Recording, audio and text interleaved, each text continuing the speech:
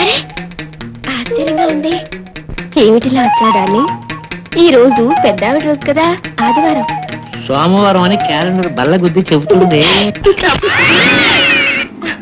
ఏమండి ఏమండి, ఏమిటి ఇక్కడ చేరారు?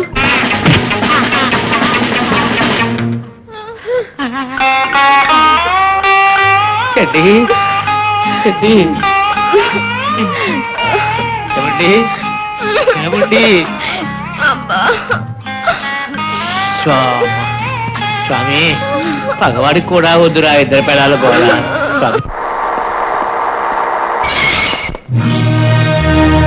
ఏమిటి రాజా అంత పరధ్యానంగా నడుస్తున్నావు? ఏంటి ఎలా ఉన్నావేంటి?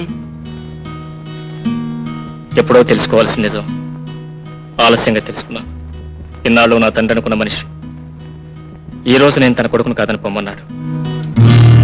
తనకు నాకు ఏ సంబంధం అనుబంధం లేదన్నాడు. తన ఇంట్లో ఉండటానికి కూడా నేను తగని వాడినని నన్ను వెంటనే ఇంట్లోంచి బయటికి పొమ్మన్నాడు. చౌదరి గారు అంత దారుణంగా మాట్లాడా? నిన్ను ఇంట్లోంచి వెళ్ళిపోమన్నాడా? బాధపడకు రాజా, ఏదో ఒక రోజు తన తప్పు తను తెలుసుకుంటాడు. అంతవరకు నువ్వు ఉండేందుకు వేరే ఒక మర్యాద నేను ఏర్పాటు చేస్తాను. నిన్ను నా ఇంట్లోనే ఉంచుకోగలను, కానీ ఇన్నాళ్ళు నువ్వు గొప్పగా గౌరవంగా బతికావు. నేనేమో చిరిగిన విస్తరాకు లాంటి వాడిని. నువ్వు వేరే ఉంటమే మంచిది రాజా, వేరే ఉంటమే మంచిది. పద.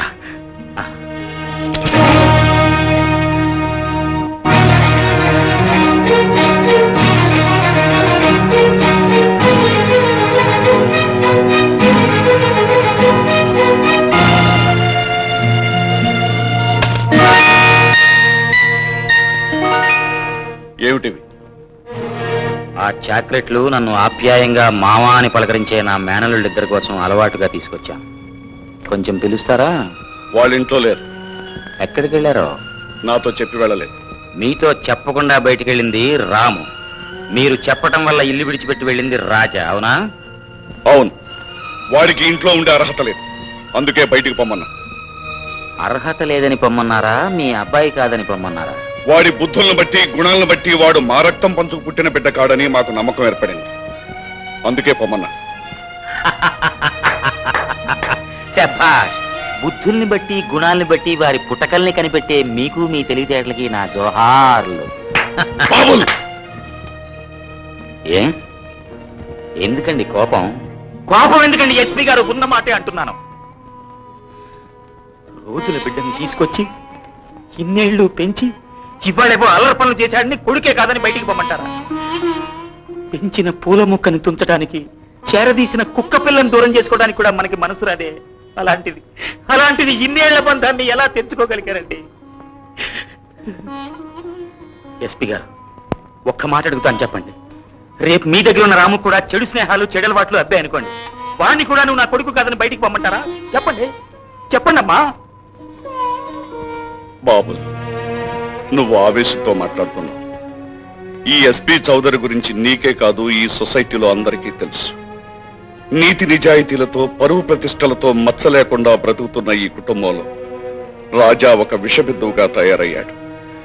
అల్లరి చిల్లరిగా తిరుగుతూ తను చెడటమే కాకుండా తోటి రామును కూడా చెడగొడుతూ మా పరువు ప్రతిష్టల్ని మంట కలిపే స్థితికి తయారయ్యాడు. ఆ బాధ ఆవేదన రోజు భరించలేక ఆ పడే బాధతో ఒక్కరోజే పడదామని మనసు కట్టేసుకుని ప్రేమను చంపేసుకుని తప్పనిసరి ఏడుస్తూ బయటికి పంపేశారు.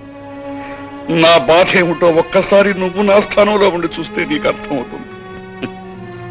ఎస్పీ గారు, నేను మీ అంత తేలిగ్గా నా మనసును చంపుకోలేనండి. నేను పేదవాణ్ణి, నాకున్నది మనసు ఒక్కటే. అందుకే వాళ్ళని ఆనాడు నా మేనల్లులు అనుకున్నాను, ఈనాడు అనుకుంటున్నాను, ఏ నాటికి అనుకుంటాను.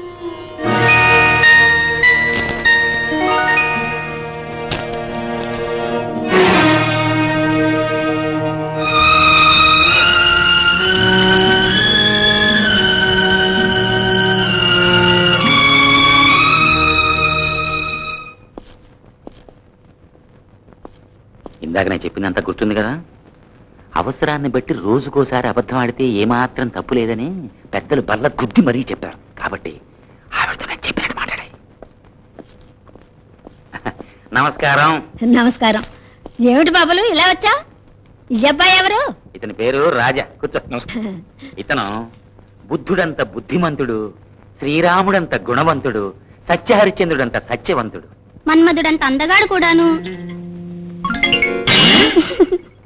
నువ్వు నోరు మూసుకుని లోపలికి తగలాడవే.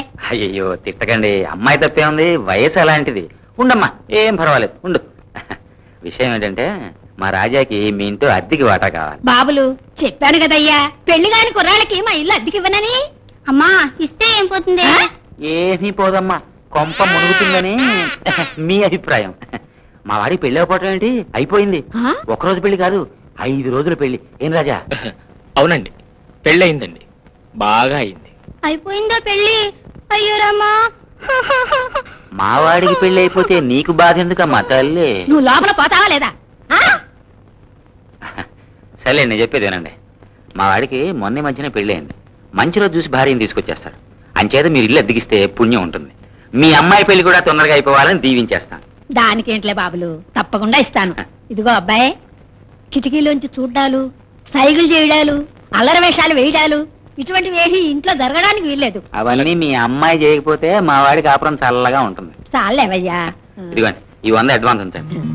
నేను వస్తానా? వస్తానండి. పద. మంచిది.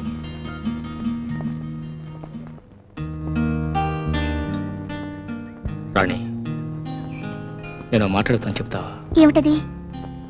రాత్రి నీకు మంచి అందమైన కళ వచ్చిందనుకో, తెల్లవారు లేచిన తర్వాత ఏం చేస్తావు? ఏముంది, కాసేపు ఆ కళను తలుచుకుంటాను, తర్వాత మర్చిపోతాను. అలాగే నన్ను నా ప్రేమను కూడా ఒక మంచి అందమైన కళ అనుకుని మర్చిపో. రాజా. అవును రాణి, నువ్వు ప్రేమించిన రాజాకి తల్లి, తండ్రి, ఇల్లు, వాకిలి, ఆస్తి, అంతస్తు, డబ్బు, హోదా అన్నీ ఉన్నాయి. కానీ ఇప్పుడు నీ ముందున్న రాజాకి అవన్నీ ఏవి లేవు. రాజా, నువ్వు చెప్పేది నిజం రాణి. ఎన్నాళ్ళు నాకే తెలియని భయంకరమైన నిజమిది. దిక్కు మొక్కు లేక రోడ్డు పాలవలసిన నన్ను పసితనంలోనే ఒక పుణ్య దంపతులు తీసుకెళ్లి పెంచారు, పెద్ద చేశారు. కానీ అనుకోకుండా ఏర్పడిన పరిస్థితుల ప్రభావం వల్ల వాళ్ళ ఇంట్లోంచి నేను బయటికి రావాల్సి వచ్చింది. రాజా. అవును రాణి, అనాథని, అభాగ్యుణ్ణి, నా అన్న వాళ్ళు ఎవరూ లేనివాడిని, నీ అంతస్తుకు అర్హతలకు తగని వాడిని. నన్ను మర్చిపో. నీ అర్హతలో తగిన మరో మనిషిని చూసుకుని పెళ్లి చేసుకుని సుఖంగా జీవించు. రాజా, ఎంత తేలిగ్గా చెప్పేశావు. పందిరి కళ్ళుకుపోయిన తీగని ఆ పందిరి నుంచి వేరు చేస్తే అది ప్రాణం వదులుతుంది. అలాగే నీ మనసు కళ్ళుకుపోయిన నా మనసును వేరు చేయాలని చూస్తే నేను ప్రాణంతో బ్రతకను. రాణి. రాజా, నేను ప్రేమించింది నిన్ను, అంతేగాని నీ ఆస్తినో అంతస్తునో కాదు. నీకే ఉన్నా లేకపోయినా నిండైన మనసుంది, నాకది చాలు. రాజా, నీతో కలిసి చెట్టు నీడను, సత్రం పంచనో ఉన్నా నాకది స్వర్గంలాగే అనిపిస్తుంది. నీతో కలిసి గెంచి తాగినా నాకది అమృతంలాగే అనిపిస్తుంది. రాజా, నేనెప్పుడు నీదాన్ని, నీతోటే నా జీవితం. I love you Raja.